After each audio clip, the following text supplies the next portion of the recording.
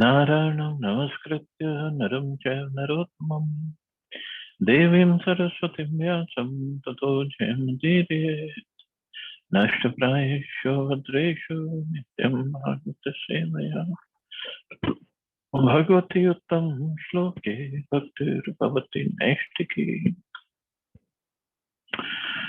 So continuing with the discussion on Srimad Bhagavatam, Canto 5, Chapter 18, the prayers offered to the Lord by the residents of Jambudvip. Text number 12 onwards. So Prahlad Maharaj is praying this and glorifying the Supreme Lord. Yasyasti bhaktir bhagvati akinchana sarvair gunaistattra samasate suraha harava bhaktasya kuto mahadguna manorathen nasati dhavato bahihi.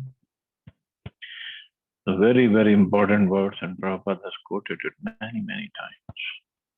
All the demigods and their exalted qualities, such as religion, knowledge, and renunciation, become manifest in the body of one who has developed unalloyed devotion for the Supreme Personality of Godhead, Vasudeva. On the other hand, a person devoid of devotional service and engaged in material activities has no good qualities. Even if he is adept at the practice of mystic yoga or the honest endeavor of maintaining his family and relatives, he must be driven by his own mental speculations and must engage in the service of the Lord's external energy. How can there be any good qualities in such a man? So Prahlad Maharaj is saying, unless until one has developed unalloyed devotion service to the Lord, he has no good qualities, even if he's a yogi or a jnani or karmi or anybody. He has no good qualities. As explained in the next verse, Krishna is the original source of all living entities. This is confirmed in Bhagavad Gita, where Krishna says, Mame vansho jiva loke jivbhuta sanatana. The living entities in this conditioned world are my eternal fragmental parts.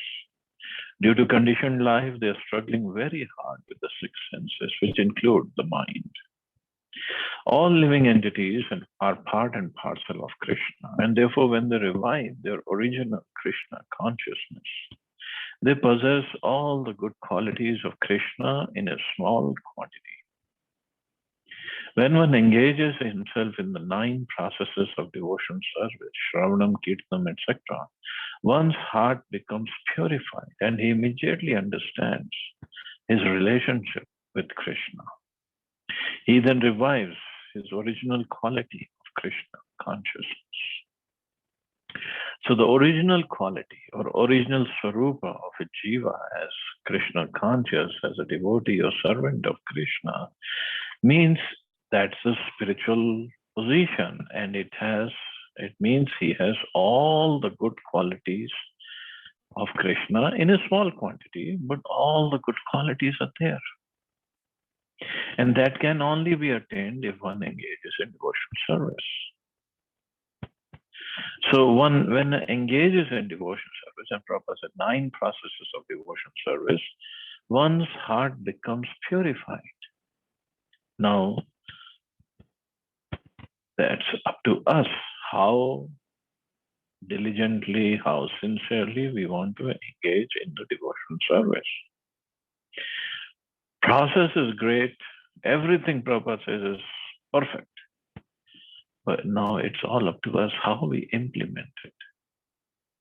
And when one implements it nicely and slowly, gradually, we can see one, by performing devotional service, gradually one starts getting towards a mode of goodness. And mode of goodness means, if not beyond, then mode of goodness means all these wonderful qualities that Krishna has talked about in Bhagavad Gita and other places in Bhagavatam.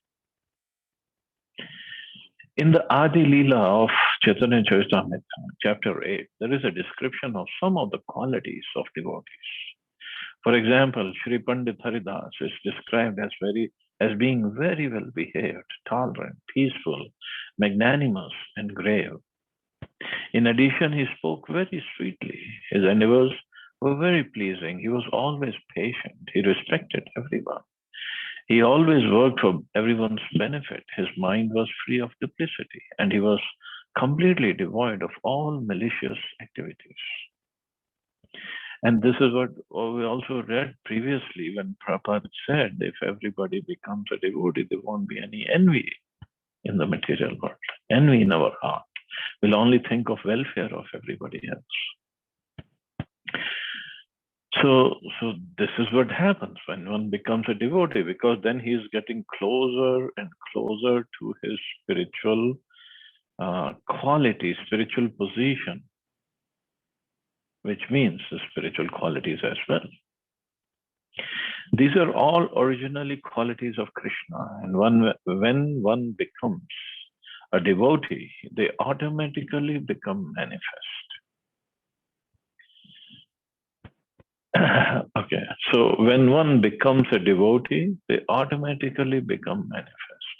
But in the process of becoming devotee, of course, that means a pure devotee, one starts developing these qualities. But at the same time, people like us who are so much in the beginning stages, we have to develop these qualities. We have to make sure that we behave according to these characteristics. Sri Krishnadas Kaviraj, the author of Chaitanya Charitamrita, says that all good qualities become manifest in the body of a Vaishnava, and that only by the presence of these good qualities can one distinguish a Vaishnava from a non-Vaishnava. Krishnadas Kaviraj lists the following 26 qualities of a Vaishnava.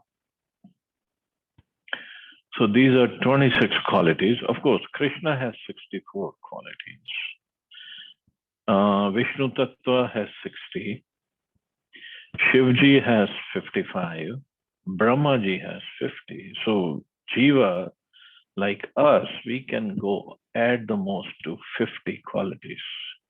Krishnadas Kaviraj Goswami lists 26, but they're total 50 qualities that we can achieve to a certain degree, not even to the fullest degree. That is our position. So the qualities that he has listed are, he's very kind to everyone. Number two, he does not make anyone his enemy. So this is, we stumble right here. He's very kind to everyone and he does not make anyone his enemy. He is truthful. He's equal to everyone. No one can find any fault in him.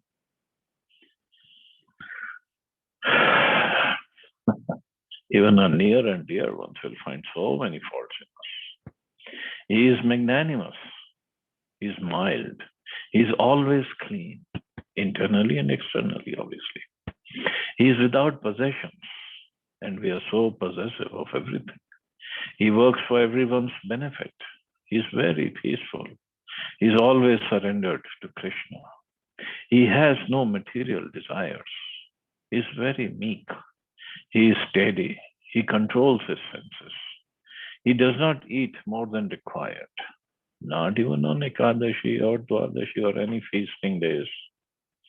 He is not influenced by the Lord's illusory energy. Oh boy.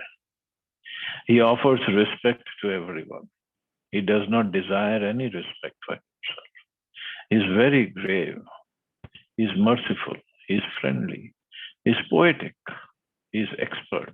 And he is silent. Of course, here he doesn't mean that the Matajis cannot have these qualities. So it means he or she, whatever. So the point is, these qualities are what we have to develop. Whether they are in us in 0.0000001% or 0.1, 0.001, that we have to see. 1%, 2, 10, 50, 90%, that we have to see. But this is the benchmark of a person who's a devotee. So we like to call each other, or you are a pure devotee, or you are a pure devotee. Of course, from our perspective, everybody is pure, more pure than I am. But when somebody calls us a pure devotee and we look at these qualities, I don't even have a single one of them in any to any degree that we can call us. How we can be called a devotee?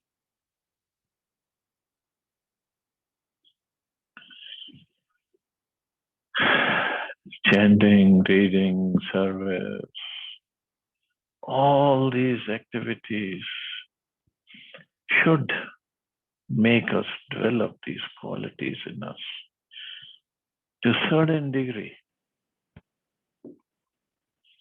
See, he says he has no material desires, and we are full of all sorts of material desires.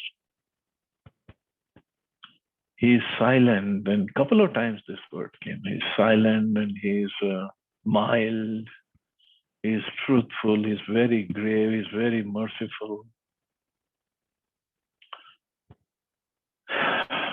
I guess we have a long way to go. Next 13.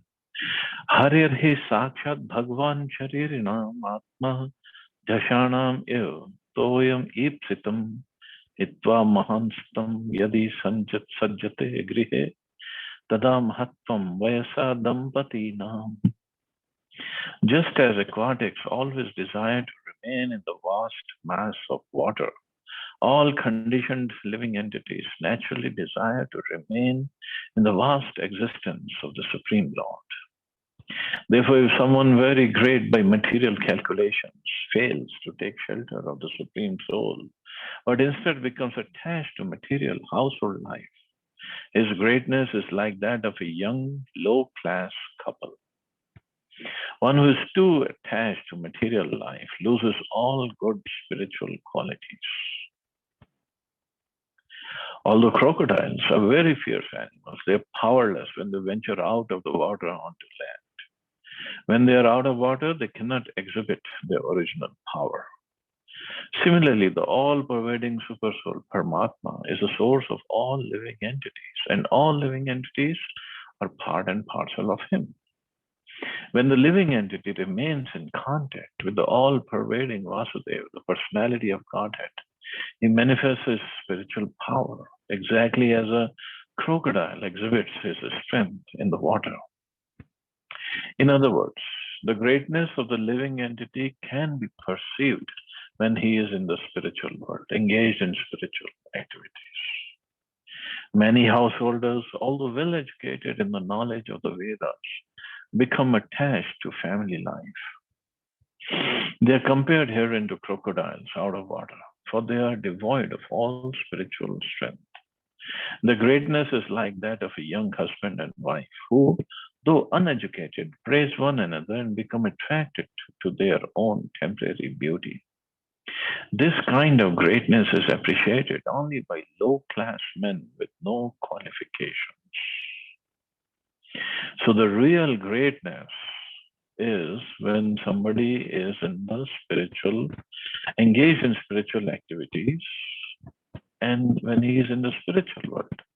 So that is where the original qualities of the soul, they become manifest. Otherwise, in the material world, whatever we do, it's all false. It's all covered up. Everyone should therefore seek the shelter of the Supreme Soul, the source of all living entities. No one should waste his time in the so-called happiness of materialistic household life.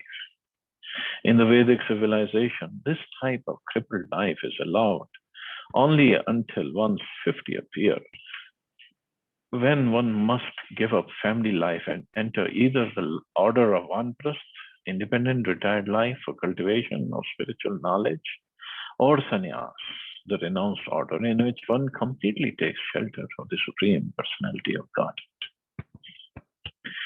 So when one starts working on his spiritual life, the spiritual qualities come forth, and that is a real strength of the soul, because otherwise the soul, as Prabhupada said, the crocodile out of water has no strength. Similarly, even in the material world, we are great person, materially great, rich, intelligent, powerful, whichever way. But it's not the real strength of the soul that is manifest. And that's why we can see the materially successful, powerful people.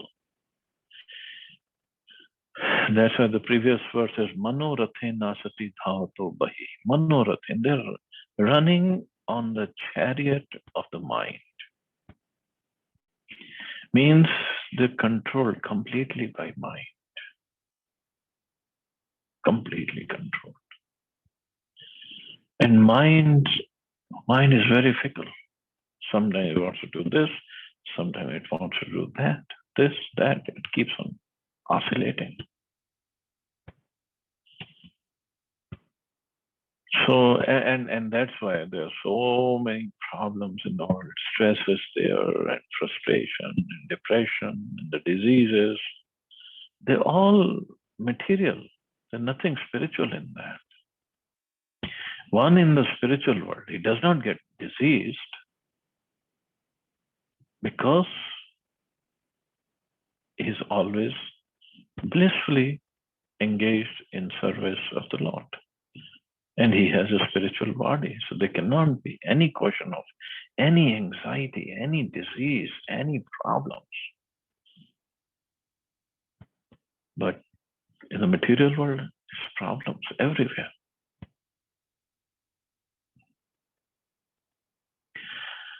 Tasmad rajo raga vishad manyu mana sprihābhya danyadhimulam hitva griham samsriti chakravalam nrisim padam bhajata akuto bhayamiti. Therefore, demons give up the so-called happiness of family life and simply take shelter of the lotus feet of Lord Nrsimhadev, which are the actual shelter of fearlessness. Entanglement in family life is a root cause of material attachment.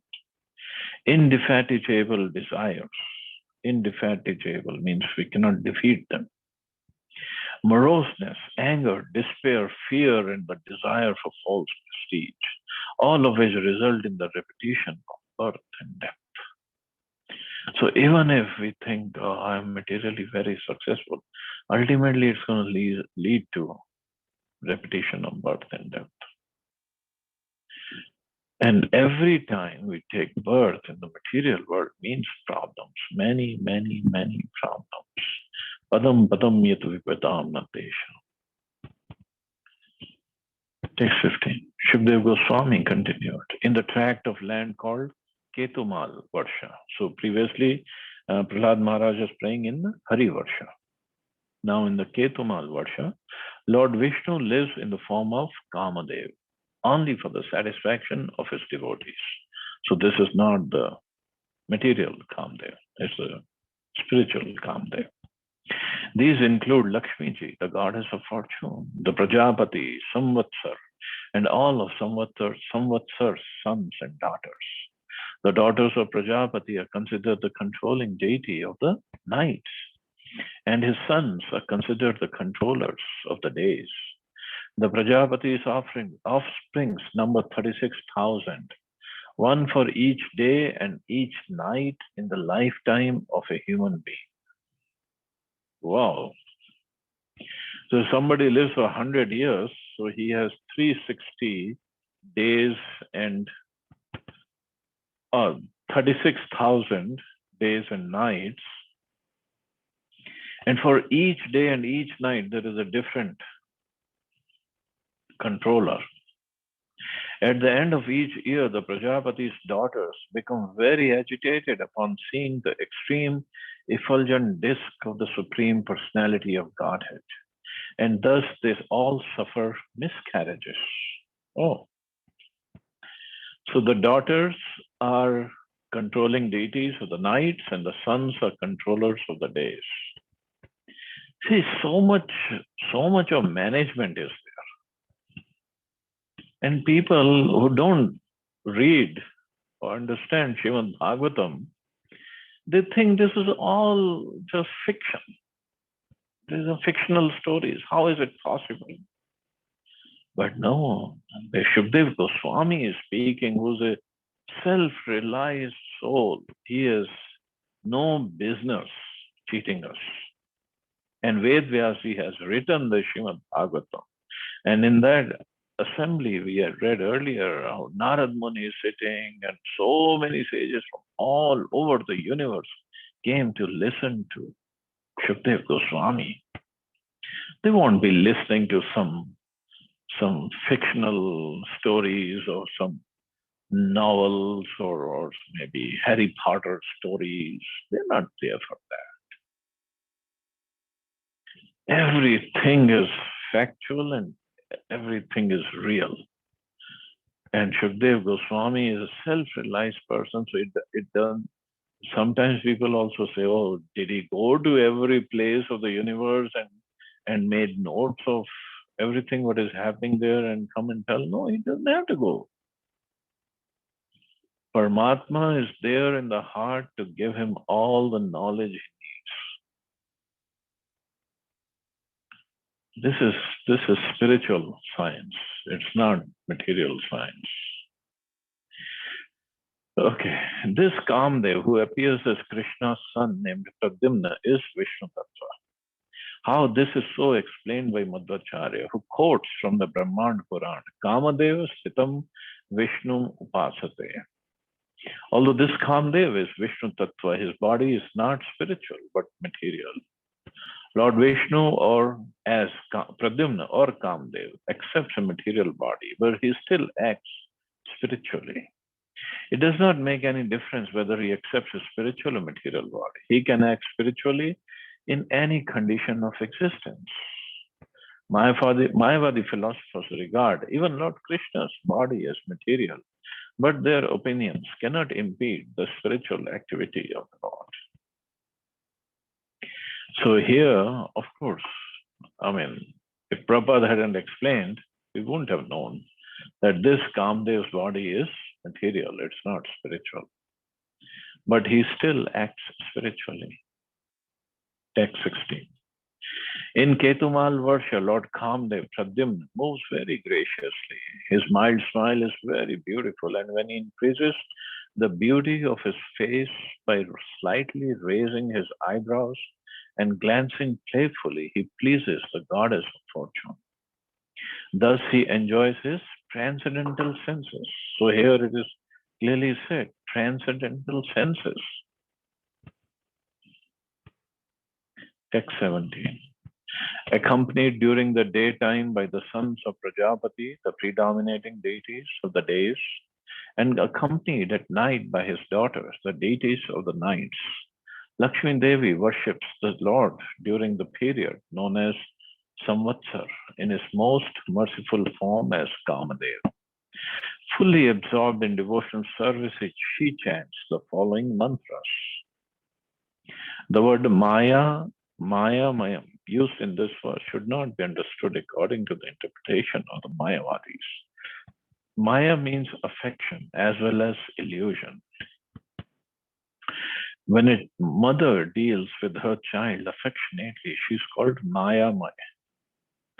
In whatever form the Supreme Lord Vishnu appears, he is also affectionate towards his devotees. Thus, the word Maya Mayam is used here to mean very affectionate towards the devotees. Srila Jiva Goswami writes in this regard that Maya Mayam can also mean Kripa Prachuram, deeply merciful.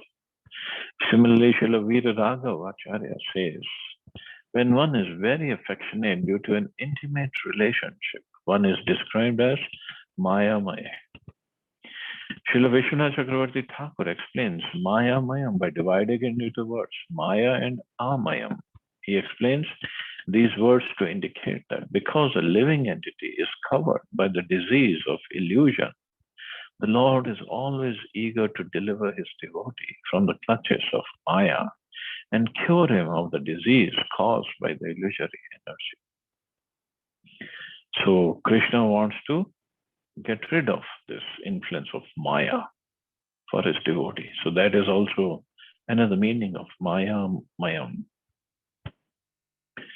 So Lakshmi ji is praying to the Lord. Text 18, translation. Let me offer my respectful obeisances unto the Supreme Personality of Godhead, Lord Rishikesh, the controller of all my senses and the origin of everything. As a supreme master of all bodily, mental, and intellectual activities, he is the only enjoyer of their results. The 5 sense objects and 11 senses, including the mind, are his partial manifestations. He supplies all the necessities of life, which are his energy, and thus non-different from him. And he is a cause of everyone's bodily and mental prowess, which is also non-different from him. Indeed, he is a husband and provider of necessities for all living entities. The purpose of all the Vedas is to worship him. Therefore, let us offer him our respectful obeisances. May he always be favorable towards us in this life and the next. In this verse, the word Mayamaya is further explained in regard to how the Lord expands his mercy in different ways. Chaitanya Charitamrita says that energies of the Supreme Lord are understood in different ways. In this verse, he is described as the original source of everything. Even our body, senses, mind, activities, prowess, bodily strength, mental strength, and determination for securing the necessities of life. Indeed, the Lord's energies can be perceived in everything. As stated in Bhagavad Gita, Rasavamapsu Kaunteya, the taste of water is also Krishna.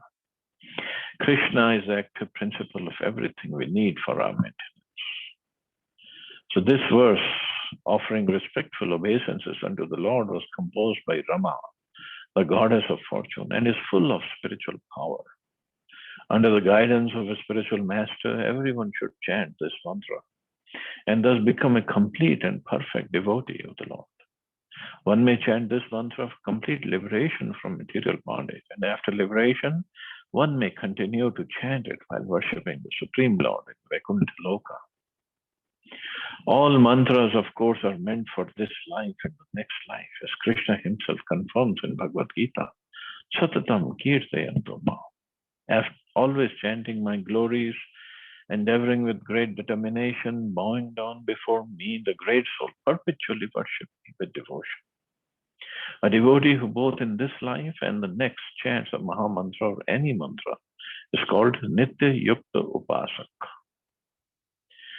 So obviously this mantra or this shloka is very difficult for us to even read, forget about memorizing and chanting. So for us, Hare Krishna Maha Mantra is great. It's there. Everything is included in that Hare Krishna Maha Mantra. But this is how Lakshmi ji is praying to the Supreme Lord, and she is glorifying, and will continue with her prayers from tomorrow. We'll stop here. See anybody has any questions or comments.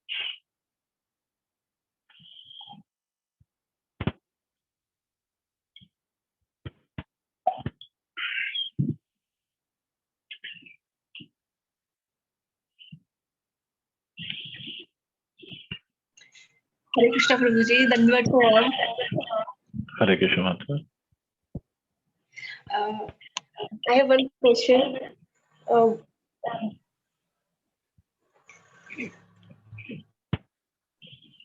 What is Tripti? 15, okay.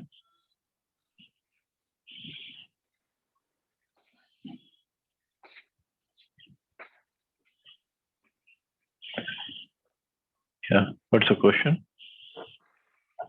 Yes, Prabhuji, Tripti.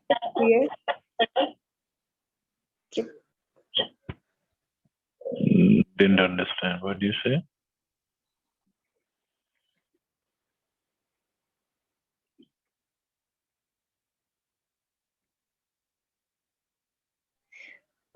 What is Tripti? Tripti क्या होती है? I mean,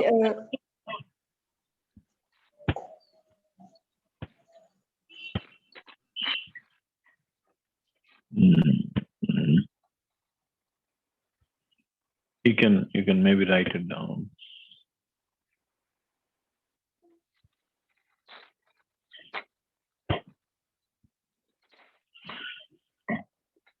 You can write it on the group and then we'll see. Okay.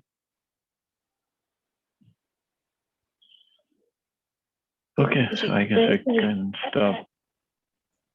Okay, we can stop here. You all have a safe and wonderful day. Hare Krishna. Jai Shri Prabhupada. Hare Krishna. Jai Shri Prabhupada. Hare Krishna.